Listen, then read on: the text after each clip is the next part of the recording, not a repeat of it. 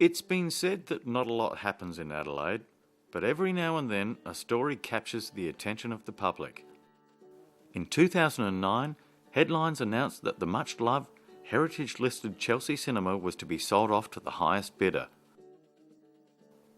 Local residents were outraged, as well as the rest of the city, and it seemed the council had a fight on its hands. So they resorted to holding meetings in camera, which only inflamed passions and garnered more headlines. Originally named the Princess Theatre, the Chelsea Cinema was built in 1925 by National Theatres and opened on the 24th of November. There's no business like show business, like no business I know. In 1928, the theatre was sold to the Ozone Company, and in 1941 they refurbished the Chelsea to include the latest in cinema technology and comfort. Another sale took place in 1951, and Hoyts were the new owners, but they only retained ownership until 1964, when the Burnside City Council bought the building and released it back to Hoyts, who continued the operation until 1971, when the Wallace Group took over the lease.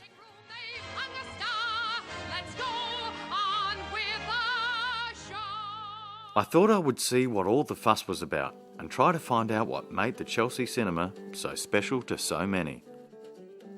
The theatre is only a short distance from the central business district, and I'd found the perfect person to show me the ins and outs of this controversial building. Meet Colin Flint. Colin is the longest serving employee at the Chelsea and the leading authority on its history.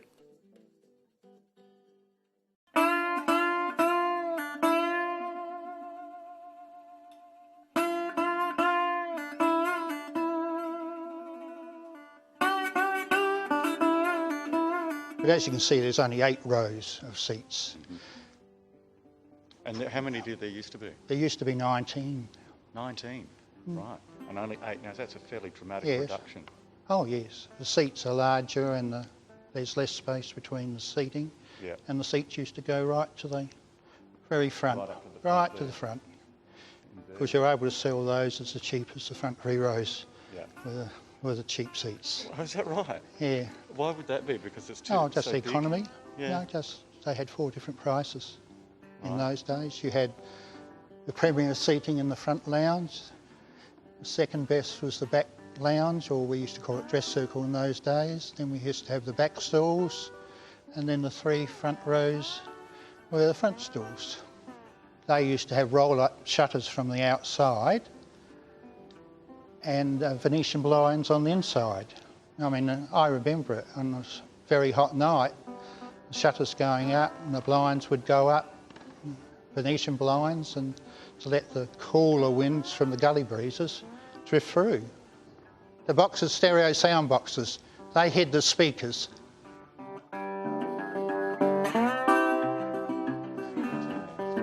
Get up on.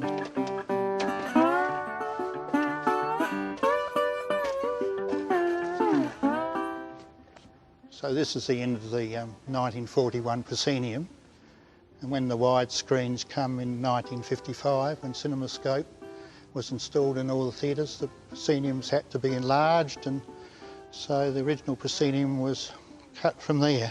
Oh, right. So that was to accommodate the wider screen? The CinemaScope screen. Yeah. Yeah, CinemaScope came in and all the films were being made in CinemaScope, so the theatres had to install CinemaScope because that was their fight against television.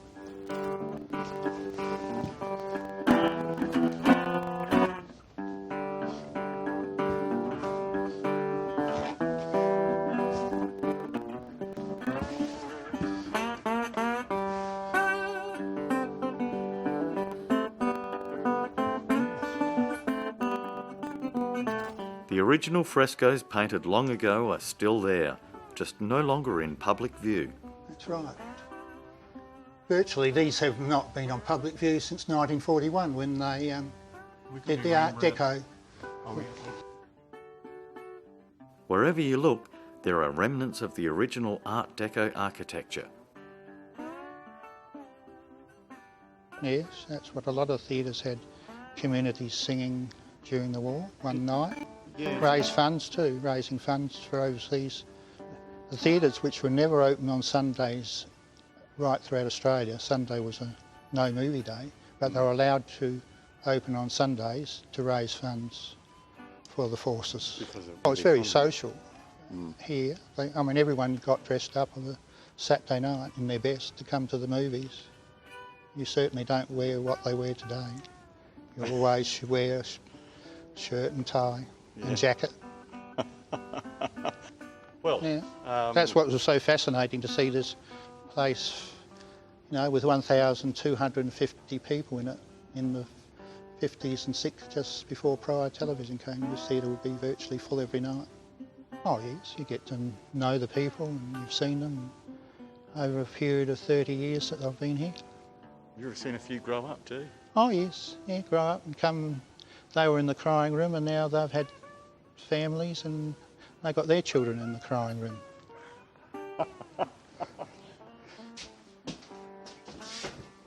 Now that is the original door going to backstage.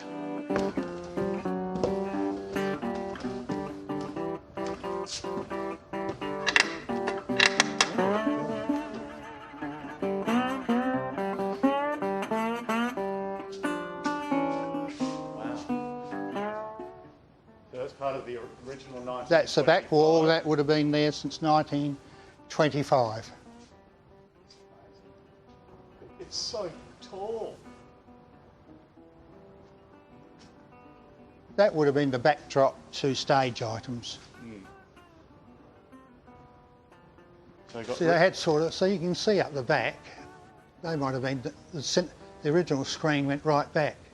Because of the larger number of seats, the screen was set back further for better viewing, of course. Yeah. So the front row seats weren't as front as they are at the moment. This would have been the wings. That's right, yeah, they could bring stuff in through the back. Oh my Lord, look at this.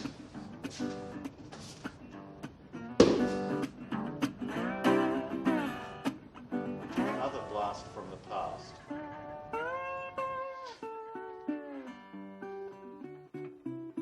Would this have been used for dressing rooms? That's right, this is where the orchestra people would have had their change rooms. And this is the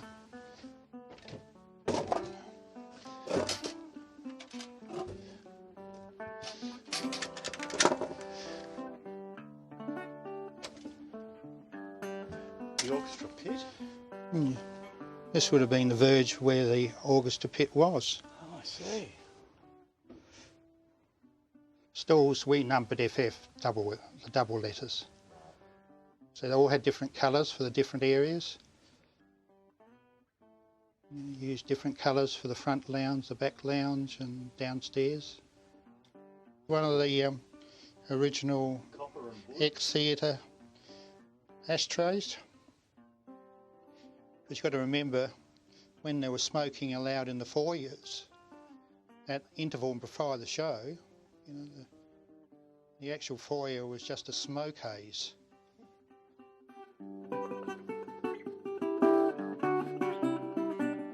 With every treasure I found, I felt as though I was holding history in my hands.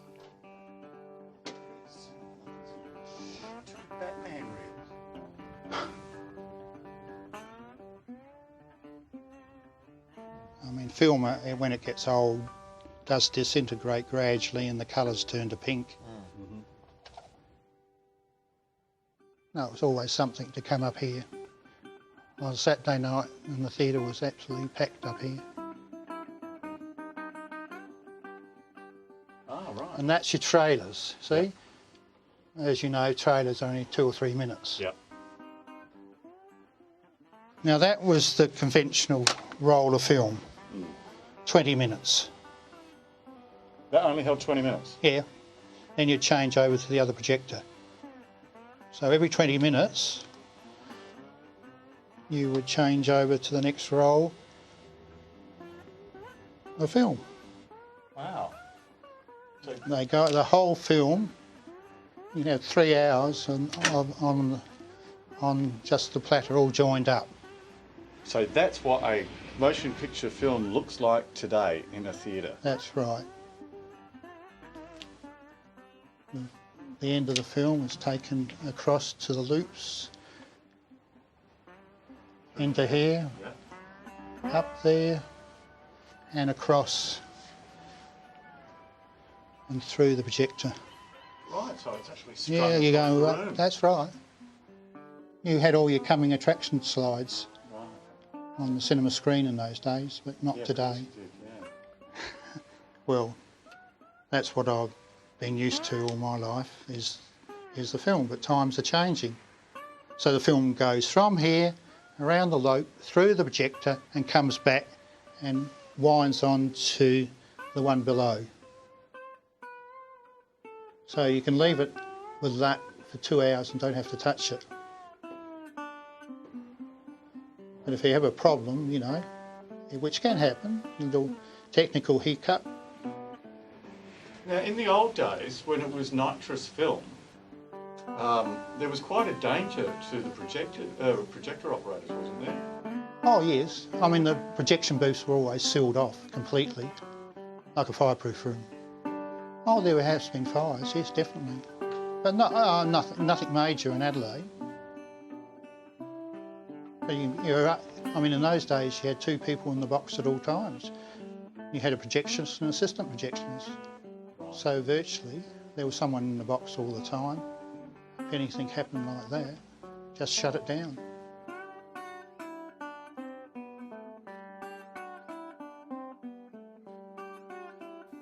I could just imagine Colin as a very young man learning his trade in the projection booth. I enjoyed my time up here. Prefer front of house? Yes, well that's where the boss said I was more suited to.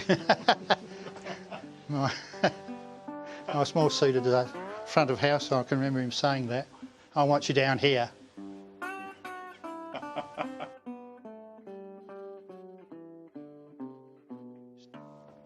Buzzer, 1, sound up, 2, sound down, 3, something's wrong.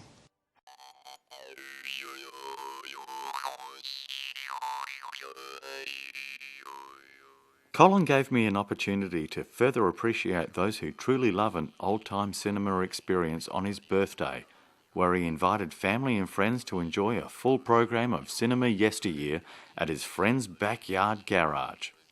That's right, I said garage. John Teely has faithfully recreated the long-since demolished Regent Cinema in his own backyard.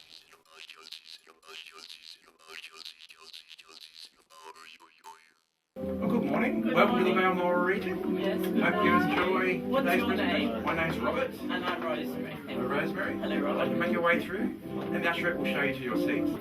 And I saw you last year, I was listening to that one. Colin never showed me the photos, he took all the pictures up. As I entered, I could hardly believe my eyes. Complete with Wurlitzer organ, no detail had been spared to honour the spirit of a bygone era.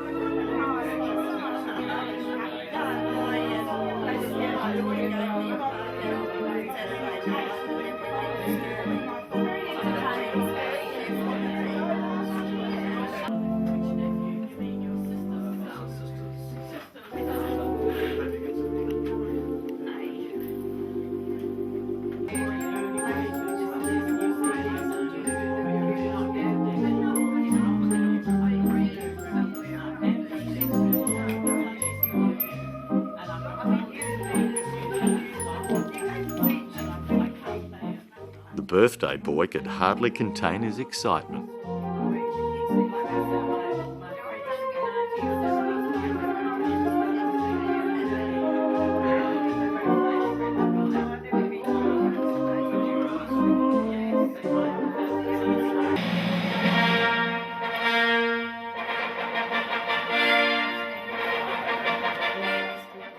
As the program started, everybody stood to attention to pay their respect to tradition and how things were done way back then.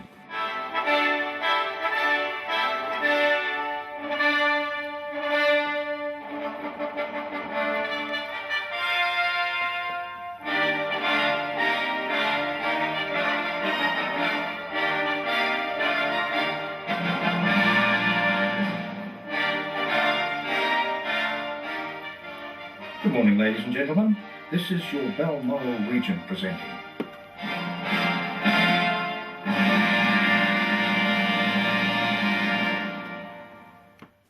Just like when I was a kid, no cinema program was complete without the newsreel. Found their job exacting. In the days before television, this was how we got our news. The wet sand and a fly spray through over $1,000 a picture. Next up on the program was a classic silent film, accompanied by the Wurlitzer.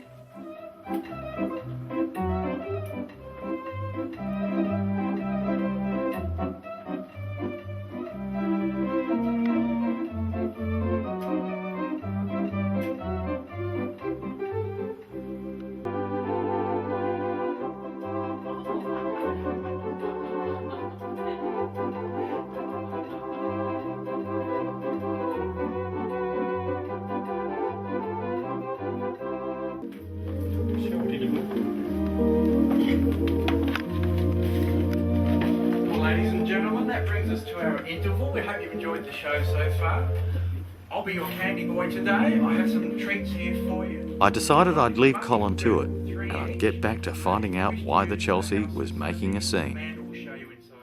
Well, this is an amazing story in Adelaide. The Chelsea has been a part of the furniture here in Burnside and in Adelaide for a couple of generations now. But in February this year, the council decided that they would look at expressions of interest. They would actually look at selling the Chelsea, and there'd be no consultation about this. The community started to protest. A group called Save the Chelsea formed. They had their first meeting in February. They had a meeting in the Chelsea, which was filled to capacity in May. There was a council survey which showed majority support for keeping the Chelsea, and there was another packed meeting in October.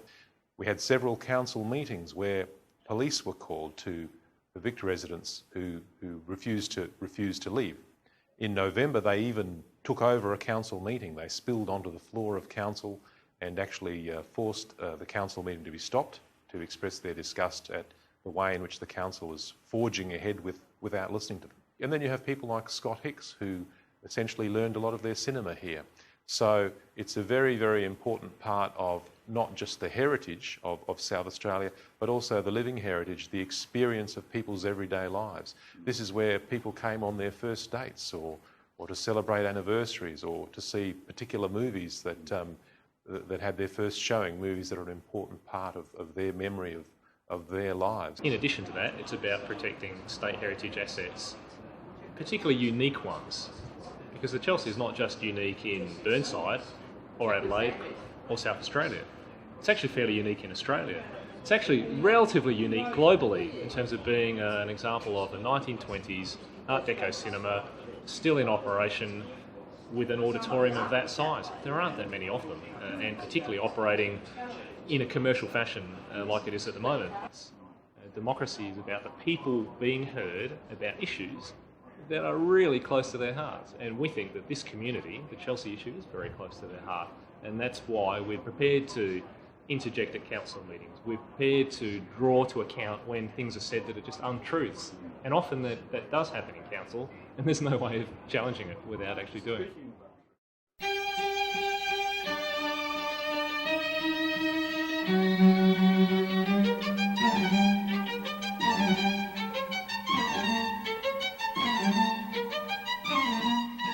Like most people, I've never been to a council meeting, and I didn't really know what to expect. These are the members of the Save the Chelsea Action Group. And this is Rick Powers. Mr. Powers has been accused of having undue influence over the Burnside Council, mainly due to the fact that he contributed money to the election campaigns of several of the councillors. Mr. Powers maintains that he is simply a ratepayer, exercising his democratic right to take part in local government. As the meeting started, all seemed quite reserved and respectful.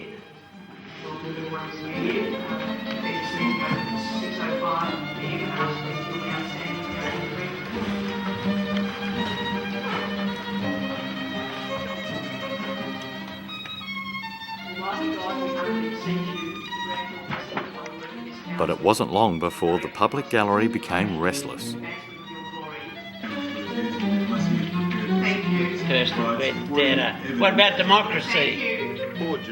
People allowed to speak up? Thank you. I will remind you to the gallery. I won't continue. I will not have interjecting in the gallery. Thank you. Mr. Carbone, thank you. I will ask again, please, our members of the gallery, please do not interrupt. We've asked for courtesy to discuss this in a fair and democratic way. Thank you.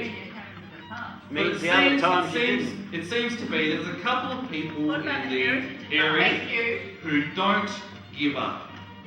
We can't just keep doing survey after survey after survey until we get a result that Julian Fraser likes. We've done it once. Isn't it fantastic we have residents that actually are prepared to stand up to their rights? They don't come in here to be abused by elected members. They don't come in here to have people stand there and make all sorts of false claims about how wonderfully they've listened and then do exactly the opposite. One of the components of listening is actually accepting that the other person has a valid viewpoint. So I suggest you take this with good grace and stop giving people that are in our gallery a hard time just because they come and bring a petition here. Just be reasonable and carry and conduct yourself in an appropriate manner.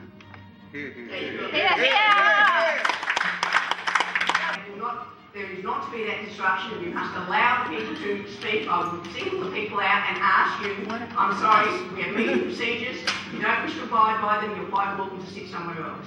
Point of order, you would. Thank you. Point of order. What's the point of order? Can I have Councillor Carbone's definition of a democracy? Thank you. Councillor Carbone, doesn't know how to spell it. I'm fine. Finish. Have you finished, Councillor Carbone? No. Thank you. Continue. That's not democracy because I have to protect. Councillor Carbone, can you please address the motion? I have to protect the rights of the silent majority. Those who voted in favour of this book club and who couldn't make it tonight. Who's watching out for them? Who's protecting them? Who's representing them? This guy's mad. Where are they? Thank you. Just a moment, Councillor Carbone. The gentleman in the front of the black, I'm not going to warn you again, I'm sorry. It was quite frankly disgusting, and their behaviour is inexcusable. I mean, we can agree to disagree, but go to the extent of taking part in riotous behaviour in the council chamber, and the constant yelling out, civil the constant disobedience, laughing, the constant just most vile comments you can possibly imagine was at its worst. I mean, if someone's to criticise you, for you to get upset, sometimes you need to maybe respect what that person's saying, or trust or believe what that person's saying. But when it's someone who's just out to get you, and you know they'll say anything because their objective is not to make their I suppose their concerns heard, but just to maybe unsettle you a little bit, you just tend to just laugh it off. I don't take it seriously. I just sit there and you look at them and you think, oh, what a bunch of wankers.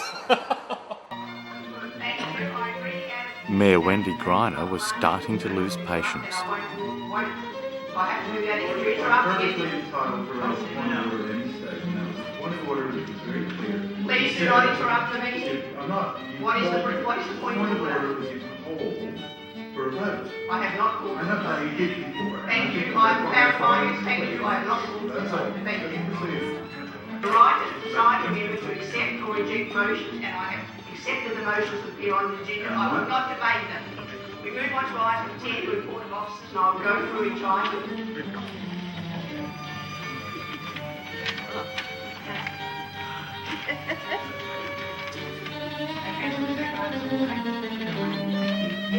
Speaking to that, I've gone through the policy of the Burnside Retirement Services Constitution, Councillor Jacobson. Is withdrawn that? Thank you. I've had protests, I've had lobby groups attacking me, I've had investigation, I've had people digging things up on me on my past. With the attempts to dig things up out of your past, were they successful at all? Oh, things like the donation from Rick Powers. Oh, right. Yeah, very trivial things like that. You can go back as far as I can remember, and there has always been an adversarial approach between certain groups within the council, and so it's this. It's the queen of the shit pile problem. Because I mean, there's 9 of them and there's 1 of me, and I can still fucking come out on top most times. So. We'll be pleased to know. One of the great things about elections is that it is the ultimate popularity contest. They either like you or they don't. It's Dopey Carbone, right? Because I mean, he thinks he's so fucking clever, and he tries to bait the gallery, and of course he loses every debate with them, and then he sooks. That you're intimidating him, and it's like, hang on, you just baited them. You just made all sorts of asides about the people in the gallery, and you've even identified single individuals. And then when they strike back, you say, oh, I'm intimidated. I'm scared. I can't. Well, I try and put it into the context that what we have is a council that's being controlled by one person, right, who's not an elected member. So that's our friend Mr. Powers. And then so you'll notice that every time we do the Aboriginal acknowledgement, he sits down.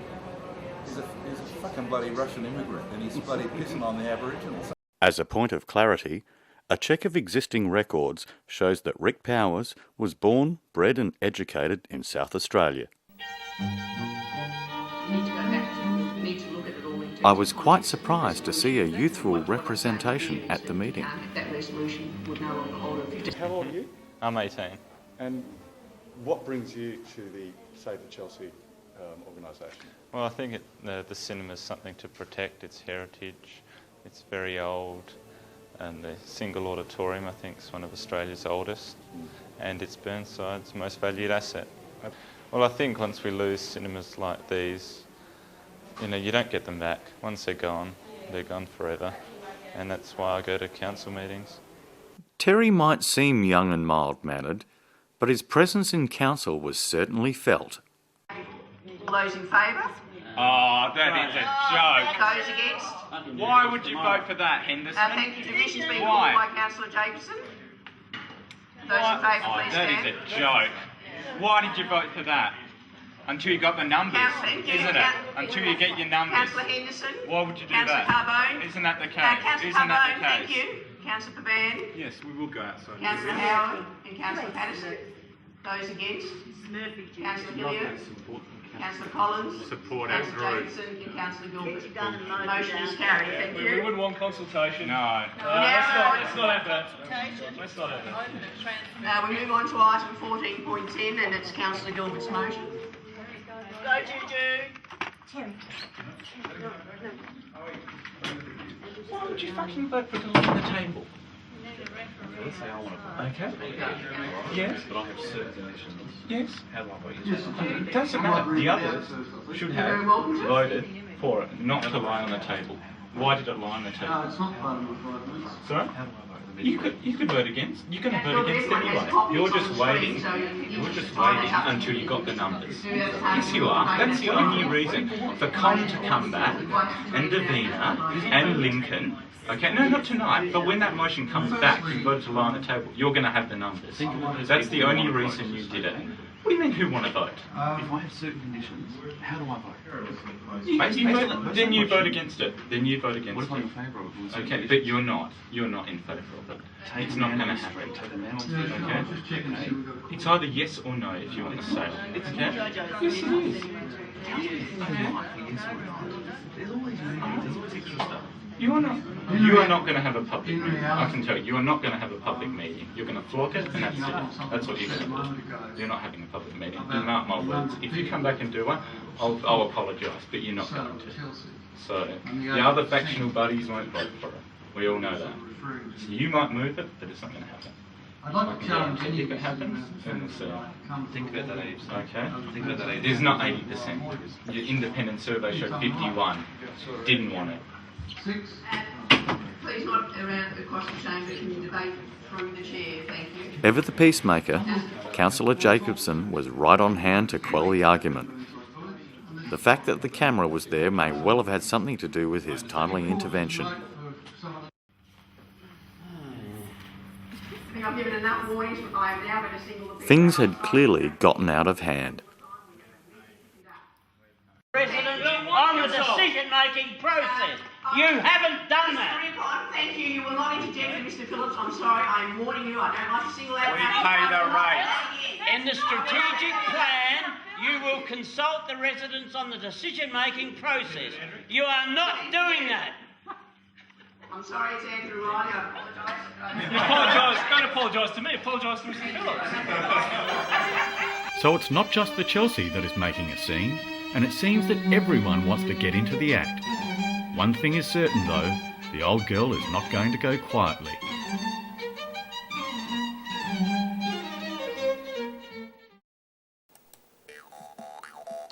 At the next meeting, Council had decided to hold their deliberations in camera.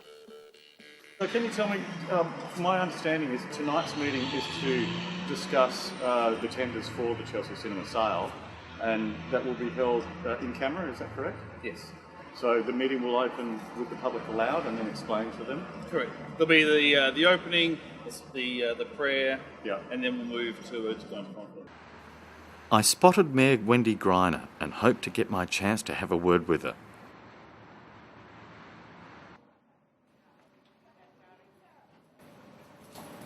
Mayor Greiner, how are you? I'm good, thanks. How are you?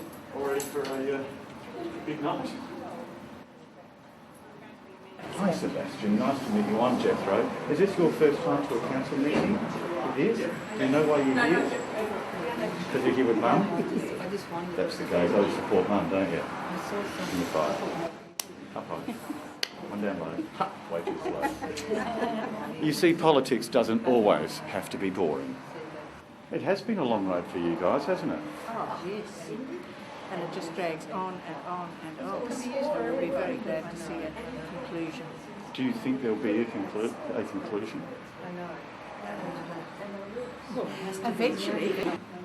And so we'll argue all the same things again, all over again, and it'll be the same boring, but that's all you can do. You can only go through the process and try and block it and obstruct it at each and every stage. G'day, John. So we don't actually expect any progress tonight in terms of, I suppose it's just an opportunity. Depends on your definition of progress, doesn't it? We haven't gone away, we haven't given up, we are still here, we are still opposing what you are doing. Yes. And that's a critical issue that people need to do. They just have to keep fighting, because this is a war of attrition, nothing else but. It's how governments fight their war against communities these days, is they just try and grind them down. Ratepayers are like mushrooms, kept in the dark and fed bullshit. Absolutely. Oh, they'll be sacked soon.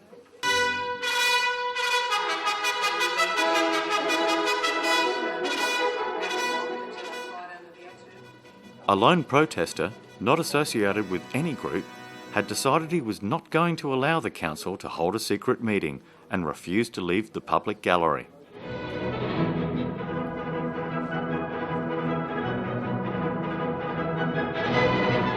After some hurried discussion, the council decided to reconvene the meeting upstairs in another room.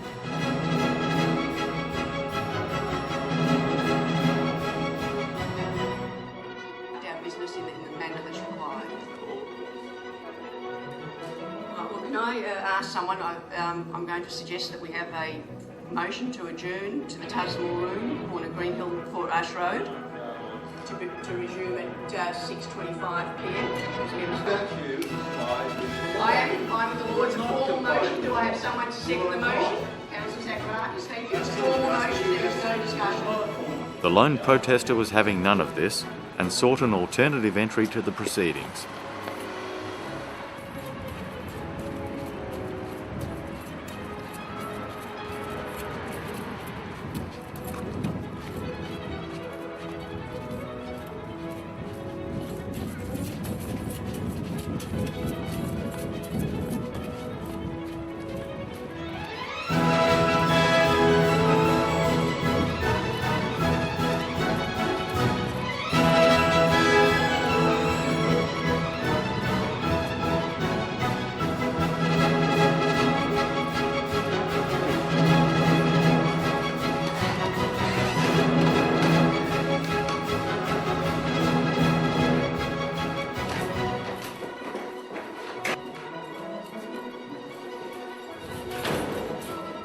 Close the door.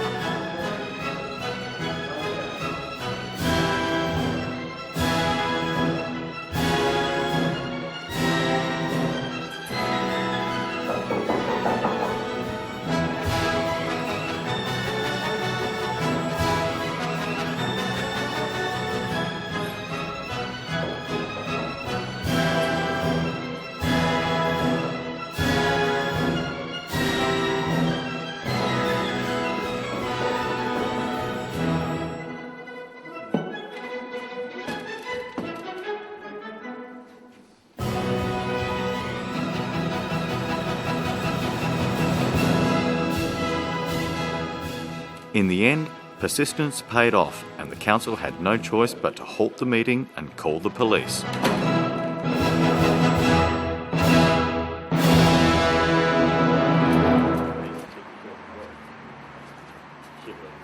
While the lone protester was invited in to talk with the police, I, on the other hand, was about as welcome as a fart in a spacesuit. But I could always count on Councillor Jacobson to come to the rescue. You guys want to come in for a drink? Yeah, it'd be less drink. Thank you. Thank you. Hang on. We're just Do you going want elected people in member. or not? We were just invited in. I've been invited an elected member. So how do you feel about the prospect of possibly being arrested? I don't care. Wouldn't be the first time. But it turned out our hero's motivation had little to do with the Chelsea. Oh, look, let me be frank. The Chelsea is only the next issue that started. I was in the bus business for years, for 28 years, and I heard they wanted a bus driver here, and I applied, and they knocked me back. They said, quote, I am an unfit person to drive a council volunteer bus. Now, what on earth I would ever do, I'm damned if I know. The lone protester had been a thorn in the side of the Burnside City Council for quite a while, and he wasn't shy about sharing his opinions with the public. Looking for another perspective, I asked Leonie from the fashion store right next to the Chelsea how she felt about the proposed sale. I'm just as passionate as everyone else, I think, for the cinema to stay because it is so special. It is unique in what it does. It is the only single-screen beautiful cinema that we have and it has a presence. You only have to walk in there. The aura of the place is beautiful. And it's old world. You're going to a beautiful old world cinema with modern sound, which is great. I think that is why the children all still love coming here. The youth that come here and love it. And you speak to anyone, they'll always go back to their childhood memories of this cinema.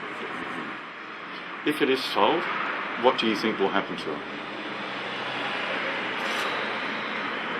If it is sold, I'm really hoping it won't be sold. Another historically significant site in Adelaide is Ayers House, and it was to be the scene of a meeting between the public, dignitaries and state government ministers in an effort to clarify where everybody stood. Heritage-wise, that is. My name is Andrew Riley. I'm the spokesperson for the Save the Chelsea Action Group. My question is primarily for the Minister. Burnside City Council has ignored your personal requests for the Chelsea Cinema to remain in public hands. And just slightly earlier, Mark Parnell referred to the laws in relation to heritage not putting us in a position to help make good things happen, which I think is an excellent way of putting the issue. In the case of the Chelsea Cinema, I would be interested in your view whether you would put in place specific protections that will stop the Chelsea Cinema from being carved up, having the heritage as is currently listed, perhaps partially destroyed, and also put in place similar to Marble Hill. The Minister was clearly aware of the opinion of the public and chose his words carefully. And I've made it clear that any steps that will be taken that would tend to compromise the heritage values of the Chelsea Cinema will be resisted in the strongest possible way by the state government. Let's be clear as well, the Chelsea Cinema is, of course it is, but the Burnside Council has not yet made a decision, and it is also under investigation by the process that's been set up. I think it's important not to let the Burnside Council off the hook. I know that there's been talk of purchasing and other arrangements. Those are things that I think can be looked at in the fullness of time. I think the starting point that we shouldn't yet move off is to maintain pressure on the Burnside Council to retain the Chelsea Cinema in public ownership. I think it's a secondary question and one that we should address our mind to if we need to, but it's certainly the primary goal is to retain it in public ownership within the council. As the meeting broke up, tea and scones were organised for the public.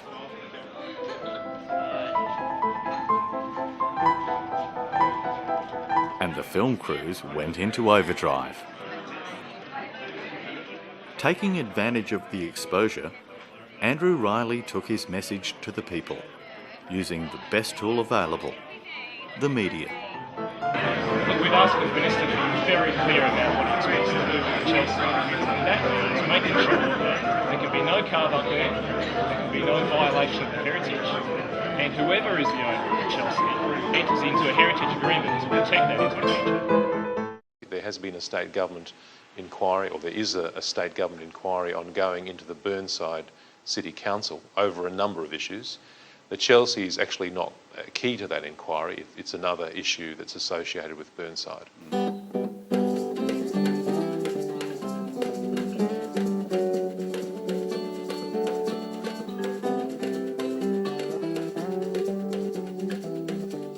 The media was out in force, as was anyone with an axe to grind, and speculation on the findings of the state government report was rife. Why? Well, the council damaged my pockets. They've just cost me $93,000 out of my own pocket. You see what happens to them in this report? She's a criminal. I think she'll go to jail. Well, every one of them will be charged of the 8, including Fatty. I spoke with two councillors who said they had their reports and that they were confidential. Channel 7 out the front. You Channel 7, aren't you? No, that's these guys. Doesn't matter. Just make sure you get that bitch. Just get her in the camera because the footage you can use later, she's the biggest criminal of the lot other than Powers. It's important to note that a recent South Australian police clearance indicates that no criminal conviction has been recorded against the name of Rick Powers. The CEO I hate the most is gone, but the next one, I got all my water customers to vote for her, and they smashed our pipes. They're terrible people. If you read the castigating report, they won't have time to read it in a couple of hours. No, will you think that? Well, they have stood their ground together this long, and I've got a feeling they might just, together we stand, divided we fall. I don't know. How many will be going to jail with you? How many do you think? I would think a couple. So they're having a meeting tonight. They're going to call the police to throw us all out because it's in confidence, and in camera. And yet one of the wankers knows he's got the numbers, and he's come out and said, "I don't give a fuck about the Chelsea, quite frankly, but it suits me that it gets a transcript." Have you received your copy of the report? Yes, I have. Thank you very much. Indeed. Was it interesting and enlightening? Very interesting, very enlightening, particularly the last 3 pages. You're going to go to jail? Not that I'm aware of, Ted. No. But I haven't read it yet. I've only read the last 3 pages. Do you think you'll make a quorum tonight? Mate, it'll be interesting to see, won't it? Councillor Carbone, how are you? How are you, mate? Can I ask you a question quickly? Sure. You know I've been following this for quite a while. My understanding is that the council hasn't gone through its process on selling the Chelsea. Yet you're quoted this morning on ABC Radio as saying that the Chelsea will be sold within 2 weeks. No, what they asked is if the cinema has been sold. And I said, well, the final decision, whether we sell it or not... It was becoming obvious that the Chelsea, for some, was just a means to an end. Did you bring your resignation with you, Carbone? No. You didn't? No. When will you be resigning? When will you behave? I'm behaving now. Oh, yeah. And listen, listen, mongrel, do you want to know about who I'm related to, do you? You go around asking. Yep. What about your pedigree, you mongrel sod? You're a mongrel. And you're in trouble. Sure. There you go. There's one of our councillors. Why so much Mr. Julian Carbone. He asks people about who I'm related to. I've got a mother and a father and I'm legitimate. I own a water company and I try and pump water to my clients. But the council doesn't allow me to. And if we're upset, you think we're upset, we've got good reason. And so have my ratepayers. At 41 degree heat, we have no water because of the Burnside Council. They allow our pipes to be broken. They grade the road down so that we're not a metre under the road anymore. We're 8 inches.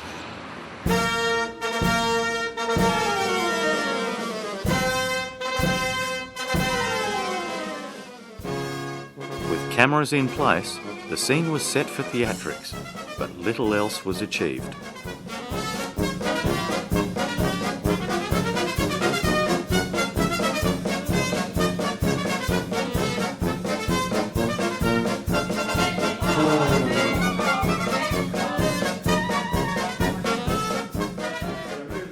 With the media eye watching, everybody took advantage of the exposure.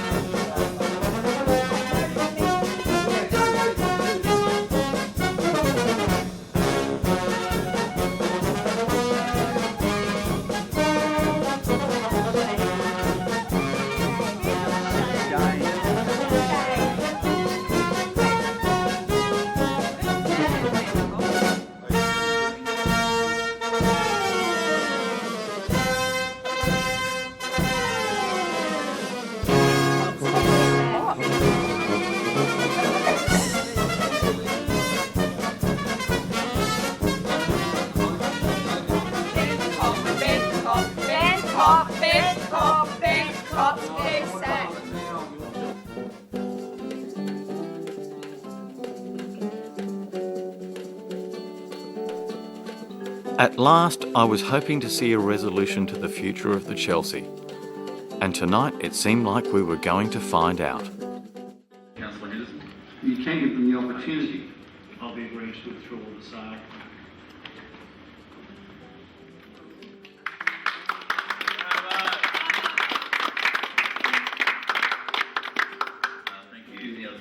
Councillor Jacobs. The problem I have, as you all heard many times, I won't regurgitate tonight for the sake of brevity, is that we have created this own problem for ourselves.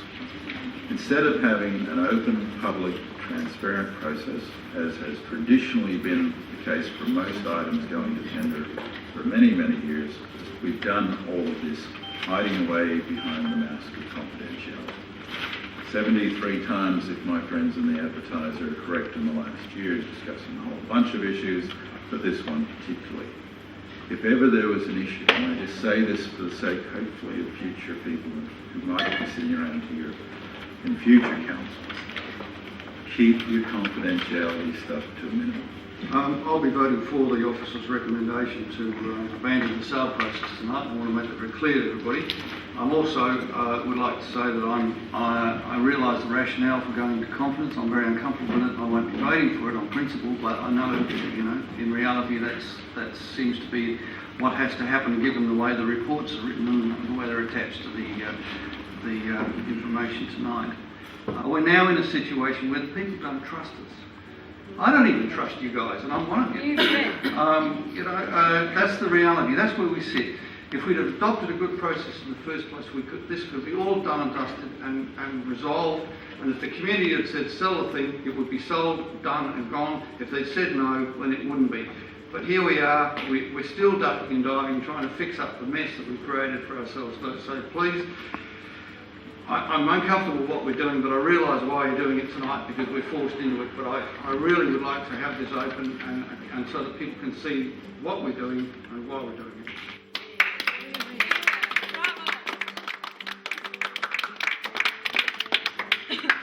Councillor Quirk. Yes, just to put on the record, I will be voting the way I have throughout this process, and that is not to sell to Chelsea.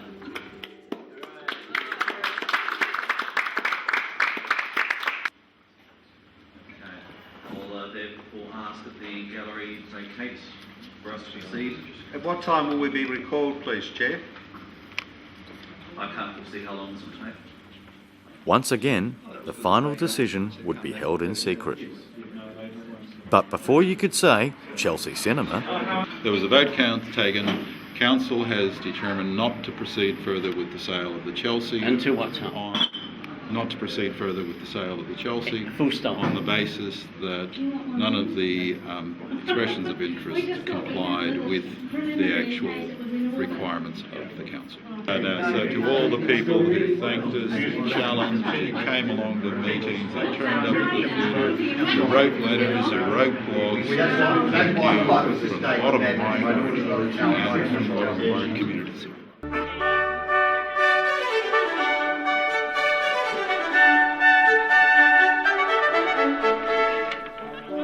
Ironically, the Save the Chelsea Action Group were invited to enjoy the hospitality of the council to celebrate their victory in the Mayor's Parlour.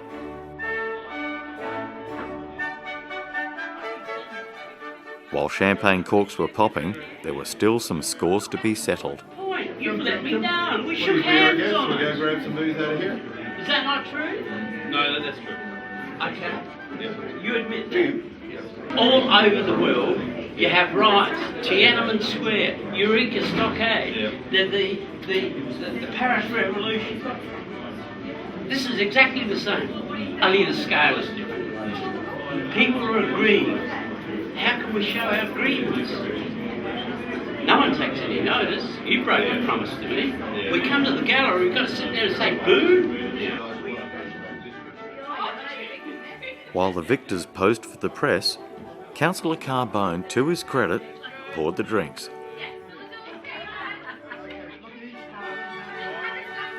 Regardless of the tactics used, there was no denying that these people had achieved what they set out to do.